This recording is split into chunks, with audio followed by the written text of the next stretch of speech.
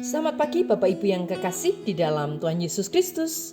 Pagi hari ini saya Eko Wayu Suryaningsih kembali menyapa dengan kebenaran firman Tuhan yang terdapat dalam Pengkhotbah 5 ayat 19. Pengkhotbah 5 ayat 19. Setiap orang yang dikaruniai Allah kekayaan dan harta benda serta kuasa untuk menikmatinya, untuk menerima bagiannya, dan untuk bersuka cita dalam jerih payahnya, juga itu pun karunia Allah. Amin. Suatu kali saya bertemu dengan seseorang yang mengalami kesedihan karena sejak kepergian sang suami, ia harus bekerja keras untuk menghadapi semua tantangan dan juga menghidupi kedua anaknya. Sekalipun kondisinya berat, tetapi dia tetap menjalaninya dengan penuh sukacita. Diteguhkan dan dikuatkan dalam konseling, dia mengalami sukacita.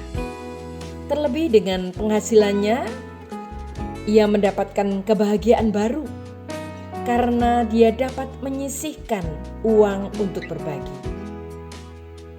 Sang ibu ini mengalami sukacita.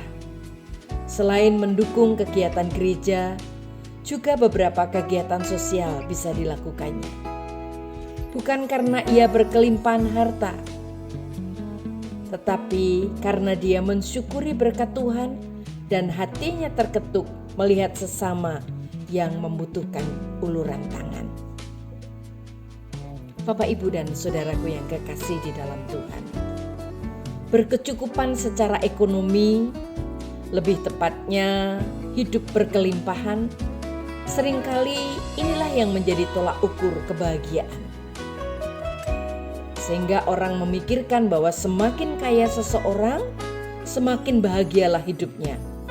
Itu sebabnya banyak sekali orang yang berharap untuk menjadi kaya supaya bahagia. Tetapi apakah benar seperti itu?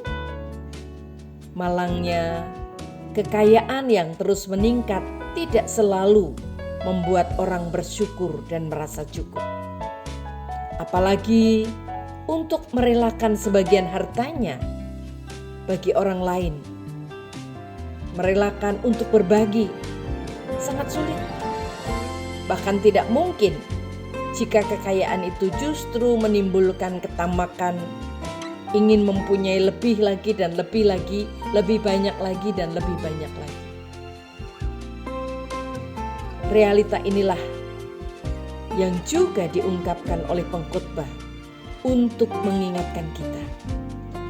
Jika seorang menerima kekayaan dan harta benda dari Tuhan dan diizinkan menikmatinya, haruslah dia mengingat bahwa semua itu merupakan pemberian Allah.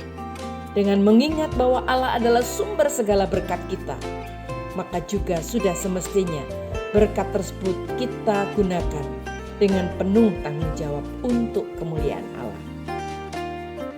Bukankah tanpa Allah, manusia yang fana dan penuh dosa tidak berdaya untuk mengupayakan hidup yang berarti dan bahagia?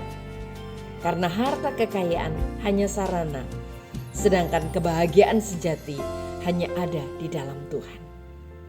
Bapak, Ibu, dan saudaraku yang kekasih di dalam Tuhan, kita bekerja bukan untuk mencari harta yang mudah binasa, melainkan kita bekerja untuk mengumpulkan harta di surga.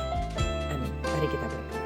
Tuhan Yesus, berkati kami, tolong kami supaya kami terus hidup mengucap syukur dan menjalani setiap hal dengan penuh rasa syukur kepada Tuhan.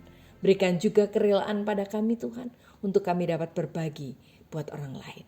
Terima kasih Tuhan. Dalam nama Tuhan Yesus kami berdoa. Haleluya. Amin.